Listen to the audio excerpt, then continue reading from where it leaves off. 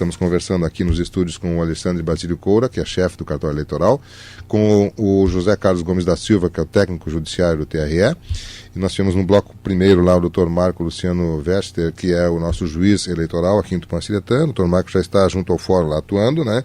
Mas deixou aqui a palavra em nome da Justiça Eleitoral, tanto do Alexandre quanto do José Carlos, para a gente ampliar mais detalhes. No bloco anterior também eles comentaram um pouco sobre o que está acontecendo e uma reunião que vai ocorrer dia 26 com os agentes políticos, principalmente, né, direções partidárias, tesouraria, pessoal do Executiva, possíveis candidatos, enfim, para tratar de vários detalhes que envolvem esse processo eleitoral, que conforme foi salientado pelo Alexandre e também pelo Dr. Marco, né, nós estamos com nova legislação, houve uma alterações em vários aspectos aí práticos do dia a dia da campanha eleitoral e que é preciso que especialmente os candidatos e os partidos estejam cientes disso para que não haja nenhum equívoco, nenhum erro, mas também que os apoiadores, aquelas pessoas que participam do processo. Mudando um pouquinho o foco, Alexandre, agora para o eleitor. Nós, eleitores, que a grande maioria, né, somos nós, e vocês inclusive salientaram isso, o José também salientou bem isso, nós que estaremos definindo a composição da administração política do município de Tupã-Siretã, seja ela na Câmara de Vereadores ou no Executivo, mas nós também temos, além do direito, vários deveres e várias responsabilidades, né? O que mais lhe preocupa na questão do eleitor, propriamente dito? Olha, a depender da região do Brasil, o que mais preocupa realmente é a venda do voto. Porque o grande problema é que só existe aquele que compra, só existe o abuso do poder político e o abuso do poder econômico, porque existem pessoas que se submetem a esses abusos. Então, se você vende o seu voto, a democracia, a representatividade, a legitimidade daquele eleito, ela está prejudicada. A gente não tem representantes legítimos quando ocorre, durante uma eleição, a venda de um voto. Outras preocupações relacionadas ao eleitor, infelizmente, isso ainda continua e eu acho que vai continuar por muito tempo, é exatamente o desconhecimento do próprio sistema. As pessoas ainda entendem, por causa dessas correntes da internet, que se mais de 50% das pessoas votarem nulo, a gente anula a eleição. Ah, tem esse mito, né? Exatamente, e por causa disso, muita gente ainda, principalmente os jovens, aqueles que têm entre 17 e 25 anos, eles acreditam piamente nisso e acham que se votarem nulo vão anular a eleição e a próxima eleição terá que ser com candidatos diferentes. Pessoal, se votássemos todos nulos, se todos nós combinássemos de votar nulo, o candidato, e se ele tivesse uma família grande, 2 ou 3 pessoas, essas pessoas votando nele já seriam suficientes para elegê-lo. Então não existe essa história, ganha a maioria, a maioria dos participantes. Se tivéssemos hoje 100 eleitores, e desses 100, 95, por exemplo, resolvessem votar nulo, aqueles outros 5 decidiriam a eleição. Então, se os 5 votarem em um candidato, aquele candidato está eleito com 5 votos, e com 5 votos ele vai governar para toda aquela população. Então a gente tem que fazer cair esses mitos. Infelizmente no Brasil a gente não tem mais aquelas matérias que ensinariam para esses jovens questões importantes a respeito de cidadania, de participação cívica dentro do nosso Estado. A gente já teve antigamente OSPB, tivemos educação moral e cívica, mas nada disso temos mais. Ao contrário da Europa, que a partir dos 16 anos, todo jovem é obrigado a estudar, pelo menos noções de ciência política. Então essas dificuldades são muito grandes e eles alteraram uma questão bastante importante a respeito da eleição pelo método proporcional, que é a eleição que elege os vereadores e deputados no Brasil. A gente tinha antigamente uma questão que eles chamavam de efeito tiririca, que era o fato de um vereador ser muito votado e ele ser o puxador de votos. E aí houve uma alteração em um dos artigos do Código Eleitoral, especificamente o artigo 108, que diz que agora alguém só pode ocupar uma cadeira de vereador se ele conseguir pelo menos 10% do quociente eleitoral. Então tem uma matemáticazinha básica que a gente deveria fazer isso. Inclusive os próprios partidos têm que ficar atentos, porque se eles continuarem com essa estratégia de trazer puxadores de voto, pode ser que se eles não tiverem essas pessoas com 10% do quociente eleitoral, essas cadeiras que ele conseguiu passem para os outros partidos. Então gera, inclusive, alguns paradoxos. Então essas informações todas seriam muito importantes, mas a gente não tem tempo no rádio para explicar todas elas. O que seria o quociente eleitoral, Alexandre? Pois é, a gente tem uma série de cálculos que a gente tem que fazer para decidir quem foi o partido que teve a maior proporção de votos. Então, partidos ou coligações. Então, se a gente tivesse, por exemplo, 3 partidos participando de uma eleição, para a gente fazer o cálculo para saber quais desses partidos conseguiram as cadeiras que estão ali em disputa, a gente precisaria fazer uma série de regras. O primeiro cálculo seria o cálculo do quociente eleitoral. E esse quociente eleitoral, ele simplesmente diz para a gente, de acordo com o número de participantes daquela eleição, quantos votos valem cada cadeira. Então vamos imaginar que a gente tem 9 cadeiras em Tupã. A partir desse cálculo eu sei que para se sentar em uma cadeira eu preciso de tantos votos. Parece que aqui em Tupã o quociente eleitoral da última eleição foi de 1.200, 1.000 e alguma coisa. Então qualquer candidato para conseguir uma cadeira, ele precisaria de 1.200 votos. Só que aí começa o primeiro erro. Muitas pessoas pensam que é o candidato que tem que conseguir essas cadeiras. E, na verdade, a eleição no Brasil, desde 1932, que ela é feita por partidos. Embora ainda todos os cidadãos continuem votando em candidatos, o nosso voto inicialmente ele sempre vai para o partido ou coligação, para o grupo. Só depois que ele estiver no grupo é que ele é dividido entre os candidatos. Então eu criei até uma palestra chamada Votei em Maria e Elegi João.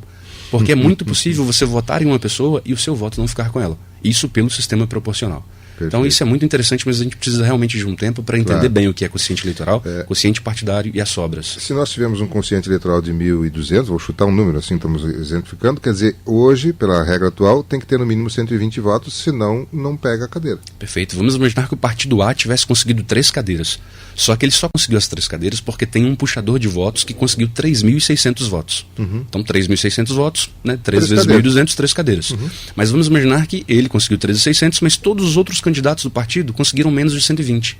Ou seja, o partido só vai ficar com uma cadeira. Só aquela daquele puxador de voto. As outras 2 elas vão ser distribuídas, pelo que a gente chama de cálculo das sobras, distribuídas para os outros partidos. Então é um prejuízo hoje ter puxadores de votos se você não tiver uma distribuição equânime dos votos dentro do grupo. Perfeito. Evitar o efeito chamado efeito tiririca, né? Que uma pessoa possa carregar os outros lá. Zé, com relação aos eleitores, agora que nós estamos tratando aqui, eu acompanhei o seu esforço, o esforço da Justiça Eleitoral lá no sentido de recadastrar as pessoas que participam do processo como eleitores aqui no Tupanciretã. E a gente sabe que não se atingiu o 100%. Né? O que essas pessoas que porventura não conseguiram fazer o recadastramento vai acontecer com eles e qual é a sua avaliação sobre o sucesso disso ou não? Nós conseguimos atingir um número que você considera bom? Enfim, como é que você avalia isso? Em primeiro lugar, é importante que as pessoas tenham em mente que é preciso considerar quantos eleitores votavam nas eleições. Nós tínhamos, no início do processo da revisão do eleitorado, 17.165 eleitores cadastrados em Tupanciretã. Mas acontecia uma coisa interessante. A cada eleição municipal, com 3 candidatos a prefeito, o eleito fazia 4.200 votos. Por que isso acontecia? Porque nós nunca tivemos, historicamente, mais do que 12 mil votos nas urnas. O restante era a abstenção. Ou seja, tratava-se de eleitores que, embora tivessem o título em Tupanciretã, não estavam mais aqui e justificavam a sua ausência em algum outro local. Então, penso eu que nós não termos atingido 100% evita, por exemplo, casos que a gente viu na eleição de 2012 de chegar o ônibus fretado de outras cidades com eleitor, trazendo eleitores para votar. E isso torna mais real a situação. Nós atingimos 82% do eleitorado, mas se nós formos considerar, no final do processo de revisão biométrica, nós ficamos com 14.135 eleitores. E, após isso, tivemos mais um período em que nós tratamos de atender aqueles eleitores que estavam transferindo o seu título de outra cidade para Tupanciretã e aquelas eleitores que estavam fazendo o seu primeiro título. E nós finalizamos no dia 4 de maio, atingindo o número de 15.450 eleitores. Penso eu que esse número está dentro da realidade e ainda assim nós vamos ter de novo 12.300, 12.500 votos nas urnas. No máximo 13 mil votos. Que são as contas, os cálculos que todos os partidos inclusive fazem. Quando eles fazem esse cálculo de quociente, eles trabalham com 12.500, 13 mil eleitores.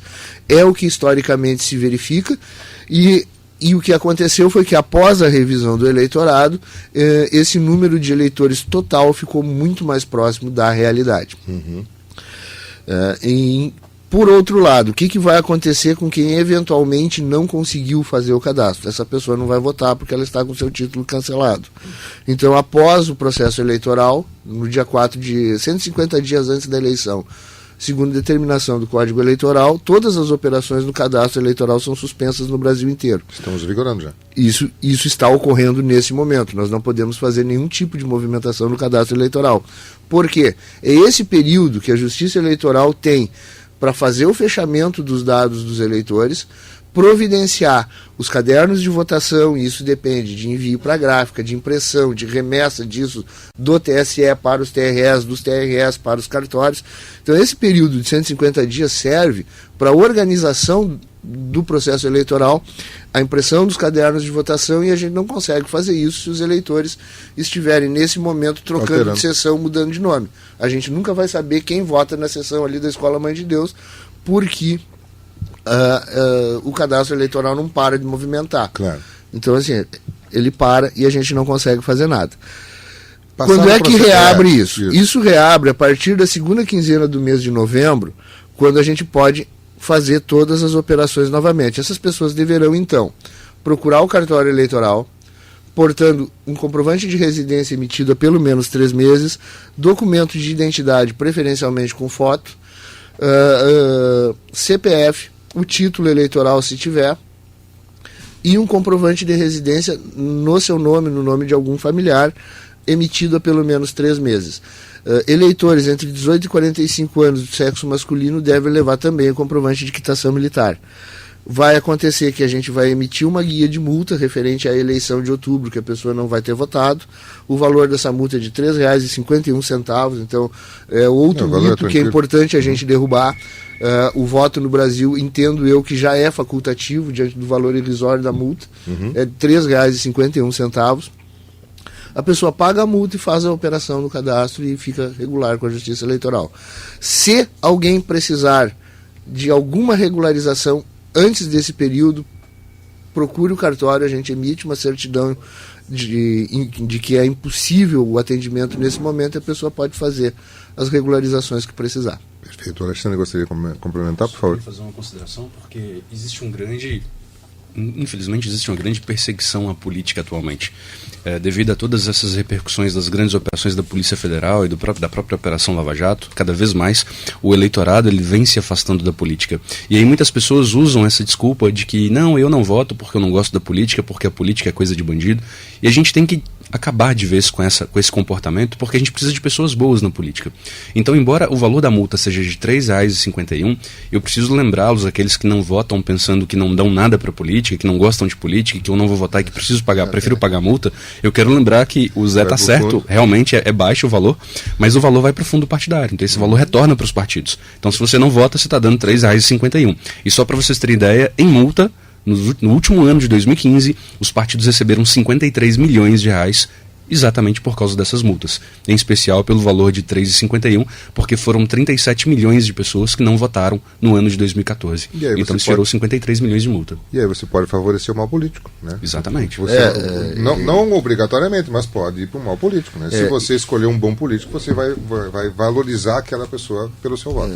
E isso é interessante e importante, esse comentário do Basílio, porque tem gente que procura o cartório para retirar a guia de multa, e quando essa pessoa é informada de que aqueles R$ 13,51 vão para os partidos políticos, elas começam a votar regularmente. A gente faz questão de informar isso no cartório, de dizer, os partidos políticos agradecem a tua contribuição financeira, e a pessoa fica olhando para a gente espantada. Como? Se eu não votei? Eu não votei. Eu estou protestando?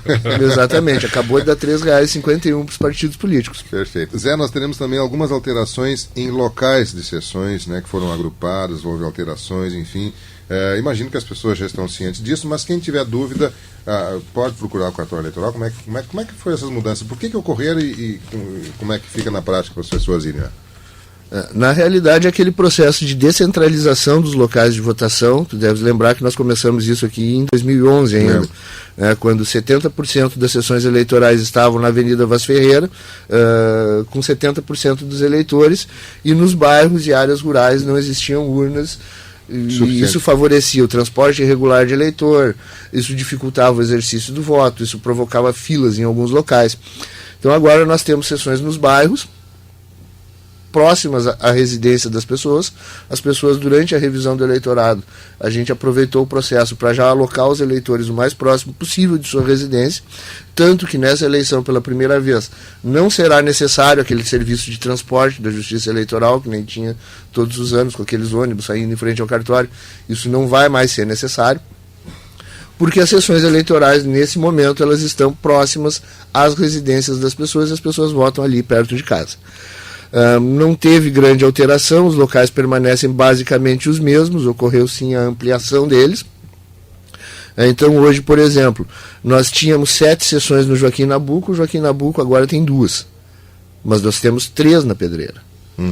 Nós tínhamos 8 sessões no Mãe de Deus, nós temos 3 sessões no bairro Marcel Terra. E temos 2 no Mãe de Deus.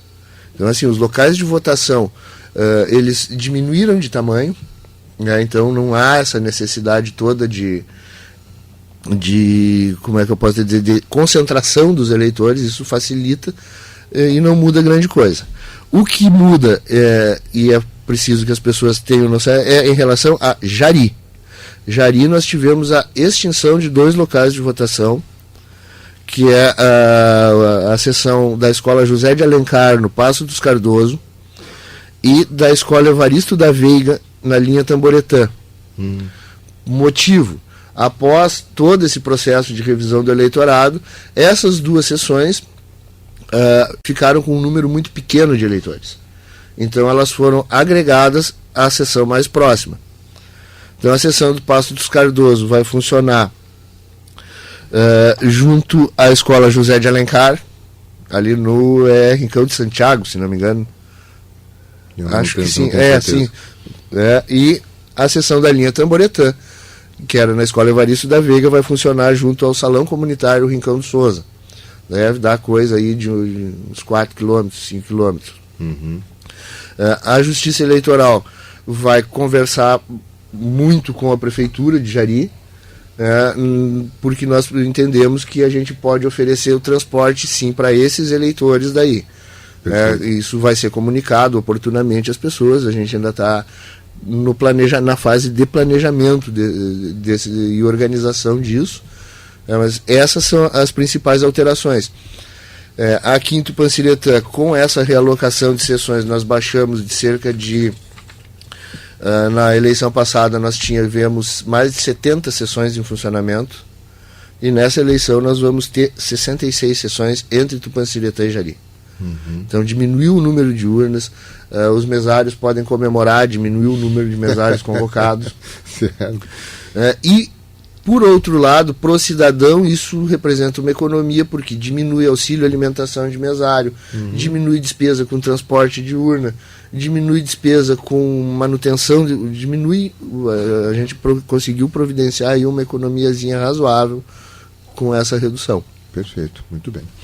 A ouvinte Maria Luísa está perguntando: receber dinheiro de um candidato para a compra de medicamentos, uma receita para fazer compra, é considerado compra de voto? Isso pode ser denunciado ou não denunciar? Eu vou estender essa questão.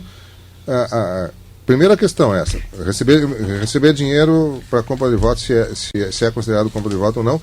E se houver suspeita de uma denúncia, como deve ser esse procedimento? Olha, a gente tem 2 artigos que tratam dessa corrupção eleitoral. A gente tem o artigo 41A da 9.504, que ele diz que qualquer tipo de doação, oferecimento, promessa ou entrega de qualquer bem em troca do voto configura corrupção eleitoral, passível inclusive da cassação do registro do diploma do candidato, mais multa. Não precisa nem se concretizar o fato, então, uma simples promessa. Exato, doar, oferecer, prometer e entregar são os verbos. Se ele doa, se ele oferece, o simples oferecimento, ele não precisa fazer a entrega, qualquer um dos verbos de forma alternativa já configura o ilícito. E a gente tem também o artigo 299 do Código Eleitoral, que diz que é crime, inclusive crime com detenção, é crime tanto aquele que vende quanto aquele que compra. Então, tanto para o candidato que compra o voto, quanto para o eleitor que vende o seu voto, eles estão cometendo crime. As grandes dificuldades que a gente tem hoje é de realizar as provas com relação a isso. Mas se provado, se configurado qualquer um desses atos, tanto do 41 quanto do 299, a gente consegue fazer a punição, e comprovado contra aquele candidato, a gente consegue cassar o registro dele, caso a eleição ainda não tenha ocorrido, e consegue cassar o diploma, caso a eleição já tenha ocorrido. Perfeito. Aonde que deve ser feita essa denúncia? Como é que se faz isso? Bom, o ideal é sempre entrar em contato com o Ministério Público, deve ser atuante nessas eleições, mas também podem ser oferecidas essas denúncias de forma por escrito, elas podem ser oferecidas diretamente ao cartório para a gente fazer as devidas fiscalizações e fazer os encaminhamentos. E a polícia também ela deve estar atenta com relação a esses atos, tendo em vista a configuração do crime. Se houver o flagrante, podem realizar o flagrante, assim como em qualquer outra situação normal do dia a dia. Perfeito, muito bem. Bom, são 10 horas e 8 minutos, nós já estouramos em 8 minutos o nosso horário aqui, mas esse tema é extremamente relevante, a gente com certeza vai cada vez mais intensificar o nosso foco nessa questão do processo eleitoral, né, que está já acontecendo, né, já temos calendário já sendo cumpridos, né? Nós deveremos ter agora entre o final de julho e o início, primeiros dias de agosto, eu não lembro bem a data, até quando pode ser as convenções, Alexandre, você lembra? As convenções são a partir de 20 de julho até o dia 5 de agosto acontecem todas as convenções. Perfeito. E a propaganda eleitoral a partir do dia 15 de agosto, no dia 16, começamos com a propaganda eleitoral de rua. Perfeito. Quer dizer, a partir da convenção, especialmente, que começa mais intensamente esse processo como um todo, né? E a gente, é claro que vai estar levando essas informações dentro daquilo que a legislação permite e estabelece, inclusive, como eu comentei já no bloco anterior, estão acontecendo painéis e seminários aí envolvendo o TRE, o Tribunal Regional Eleitoral e as emissoras de rádio. Nós estaremos presentes no Infaxinal aqui. A Justiça Eleitoral estará realizando reuniões, como eles anunciaram já aqui no dia 26, com os agentes políticos aqui em Tupanci-Letã. Isso estará acontecendo em todo o Brasil como um todo, né? Tudo isso é o objetivo, com o objetivo de que seja feito o mais transparente e legal possível, para que haja a menor irregularidade possível e, com isso, como bem colocou tanto o Alexandre quanto o Zé, aquele que é o desejo de nós eleitores seja efetivamente concretizado nas urnas e seja dado titularidade aos vereadores, ao prefeito, vice-prefeito, que efetivamente representem a grande maioria da população, que estará então definindo para os próximos 4 anos quem estará comandando a nossa política, e ela é muito importante. O Alexandre trouxe um dado bem interessante, essa questão de em alguns países o ensino da política ainda permanecer né, para os estudantes. Isso é fundamental. Nós precisamos aprimorar isso. A nossa democracia ainda é jovem, mas ela está consolidada, a gente sabe disso, mas ela precisa ser aprimorada no sentido de termos cada vez mais clareza, né, na sua representação. Mas a gente vai, claro, voltar em outros dias. Mas, Zé, mais algum detalhe que você gostaria de colocar? Por favor, fique à vontade. Eu gostaria de agradecer o espaço, isso é sempre importante, e que as pessoas procurem se informar. A relação, por exemplo, de locais de votação, uma série de serviços, consulta seu título, isso tudo está disponível pela internet, as pessoas podem consultar, está no site do TRE, Tribunal Regional Eleitoral do Rio Grande do Sul, ou no site do Tribunal Superior Eleitoral. Há algumas dúvidas quanto a prazos de desincompatibilização, isso é disponibilizado pela Justiça Eleitoral através dessas páginas na internet. E gostaria de lembrar que saíram as convocatórias para os mesários. Então nós estamos com as cartinhas no cartório e em breve a gente vai repassar para a rádio aqui a relação. Mas os mesários que costumeiramente são mesários e que quiserem fazer a fineza de passar no cartório para retirar a sua cartinha, elas estão à disposição. É verdade. Aliás, eu lembro, ano passado, a eleição passada, nós tivemos um colega aqui que estava convocado, a gente solicitou à Justiça Eleitoral a possibilidade de substituição em virtude daquele dia de dificuldade de trabalho que nós temos aí, que é um trabalho prazeroso, mas que nos envolve com muita intensidade, e me surpreendeu a intensidade de pessoas que gostam de participar do processo. Tem uma boa parte que evita, eu não quero ser, não quero, mas tem muitas pessoas que tem o chamado mesário voluntário, né? A pessoa pode ser voluntária. Isso ainda é possível, Zé, ou não? Ainda é possível. Nós temos hoje em Jari um percentual bem maior. Em Jari nós temos cerca de 85% dos mesários voluntários, e em Tupanci-Letã nós temos cerca de em algumas regiões de 72% a 75% dos mesários voluntários. O que ocorre é que às vezes algum deles deixa de ser voluntário, mas esquece de nos comunicar. Então, por essa razão, sempre que alguém quiser ser voluntário, por favor, procure o cartório. O cadastro pode ser feito na página da internet do Tribunal Regional Eleitoral, mas a gente aceita cadastro por e-mail, cadastro por telefone. Sintam-se à vontade. A Justiça Eleitoral agradece imensamente. Sem dúvida. Porque até para a pessoa, às vezes, é bom, isso vale para título, né? Bom, além de valer para folgas no trabalho, ainda, por exemplo, se aquele que eventualmente participa de concursos públicos, ele tem para vários concursos no edital a previsão de gratuidade da inscrição pelo fato de ser mesário. Então tem várias vantagens. Sem dúvida. Tem um ouvinte aqui que está nos perguntando: oi, Miguelzinho, eu tenho algumas dúvidas na questão de placas em terrenos baldios. Pode, não pode, que medidas, enfim. Carros de som com jingles e adesivos comuns, quantos pode em cada automóvel, em cada casa, enfim. O ouvinte está com algumas dúvidas com relação a isso, bem pontuais aqui, Alexandre. Situação interessante a respeito das placas: não pode haver placas mais como forma de propaganda. Tá? O artigo 36, ele traz várias situações do que pode ser feito, mas o 36, ele traz essas possibilidades, mas em seguida, na própria Lei 9.504, ele regula quais são as formas de propaganda em bens particulares. Então, nesse caso, em bens particulares, a partir de agora, só adesivos ou papéis com propaganda com tamanho de 50 por 50. Não pode mais haver placas. Então, com relação às placas, isso está totalmente vedado, mesmo que seja agora em terrenos baldios, não pode mais. E a outra dúvida, ele diz... já vejo aqui para ti, só um pouquinho, que eu estava vendo na fanpage um pouquinho. Dúvidas sobre placas em terrenos baldios? Pode, não pode, enfim, então não pode, placa não pode. Um cartaz de 50 por 50. Adesivo ou papel. Adesivo ou papel. Carro de som com jingles e adesivos comuns no carro. Os carros de som estão liberados a partir do dia 16 com os jingles, mas a gente tem uma interpretação nova do que é carro de som, do que é mini trio e do que é trio elétrico. Então é bom ter cuidado com relação às potências de cada um deles. O carro de som é aquele que tem potência de até 10.000 watts, e essa potência ela pode ser medida com uma distância de até 7 metros do veículo, tem que ter no máximo 80 decibéis. Então tem uma série de regrinhas, e caso haja qualquer tipo de irregularidade, são passíveis de multas com relação a essas irregularidades. Adesivos nesses carros de som pode ter? Adesivo no carro de som, tamanho de 50 por 40, a legislação ainda não é bem clara, mas pode um adesivo micro perfurado, cobrindo todo o vidro traseiro, e um adesivo de 50 por 40. O problema é que a resolução, tanto a resolução quanto a legislação, não diz se esse adesivo de 50 por 40 pode estar... se ele pode ser repetido na lateral do carro. Sim. Então a interpretação que os juízes vêm fazendo hoje, a gente ainda tem que conversar com o Dr. Marco a respeito disso, mas vários juízes vêm interpretando de que pode um adesivo de 50 por 40 em cada face do carro. Então um na porta do motorista, um sobre o capô da frente ali, e um na porta do carona, apenas um de 50 por 40. Se passar disso, multa de 2 a 8 mil reais. Perfeito, muito bem. Bom, Alexandre, novamente quero agradecer a sua gentileza de vir até aqui, né, que seja muito bem-vindo ao sul aqui e aos nossos frios, mas eles vão passar, vai vir o calor daqui a pouco. Nós colocamos colocamos à disposição sempre, no momento que for necessário, que for importante para vocês. Agradecer a gentileza de ter aceitado o nosso convite de vir até aqui, você foi extremamente atencioso, eu cheguei lá, não agendei nem nada, cheguei num dia tardinho lá, ele foi muito gentil, nos recebeu e de pronto já se colocou à disposição. Não, vamos lá na rádio conversar, não há nenhum problema, e por isso eu agradeço em nome dos nossos ouvintes pela sua gentileza, deixando o nosso microfone à sua disposição. Se algum mais detalhe você gostaria de reforçar ou trazer, se não, as suas despedidas, a gente sabe, serão momentâneas ainda até o final do processo eleitoral, com certeza estaremos lhe ouvindo em outras oportunidades.